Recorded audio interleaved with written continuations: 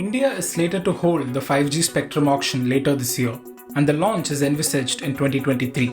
The 2016 and 2021 auctions ended on a whimper as more than 60% of the spectrum put up for sale remained unsold. Looking to avoid a repeat of the last two auctions, the Telecom Regulatory Authority of India has recommended a 36% cut in the reserve price for the prime 5G frequency of 3.3 to 3.67 GHz band for a pan-India use. This frequency, also called the mid-band 5G spectrum, has become the basis for the first implementations of 5G globally as it provides the right balance between coverage and capacity. Many countries around the world have already earmarked the mid-band spectrum for 5G. It can carry large amount of data while also achieving greater geographic coverage.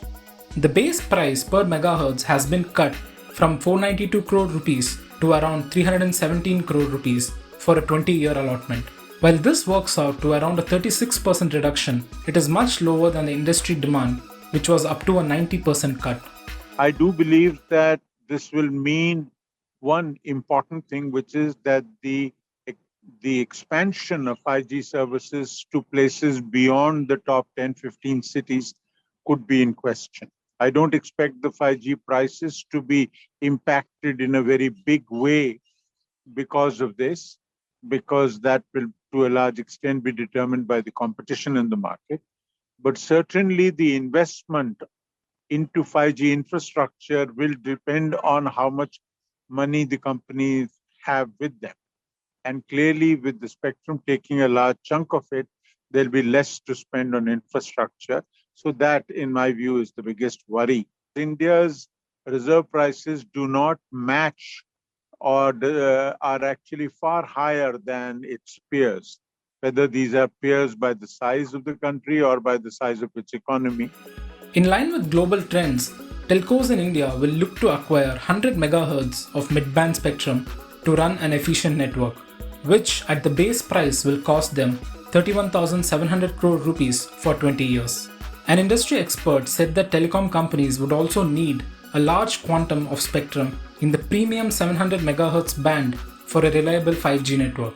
Telecom companies have already conducted 5G trials in the 700 MHz, 3.5 GHz and 26 GHz bands.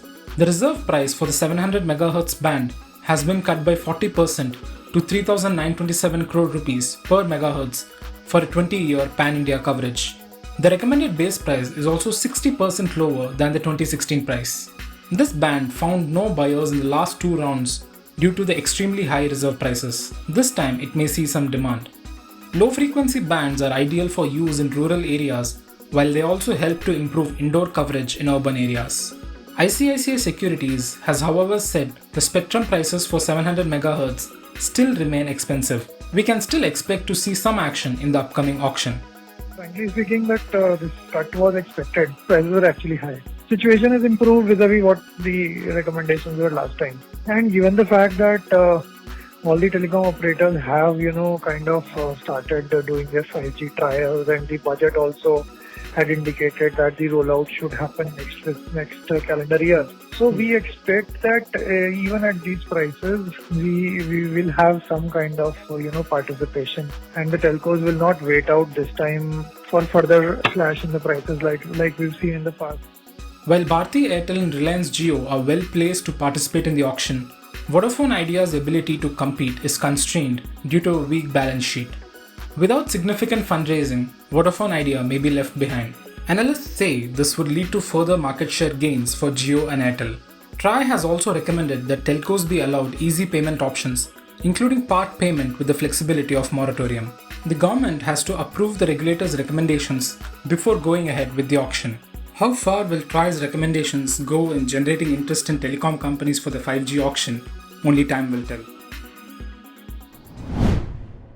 If you like this video, share it and subscribe to Business Standard. For more news, views and insights, log on to www.business-standard.com. Do also follow us on YouTube, Twitter, Facebook, Instagram, Telegram and LinkedIn.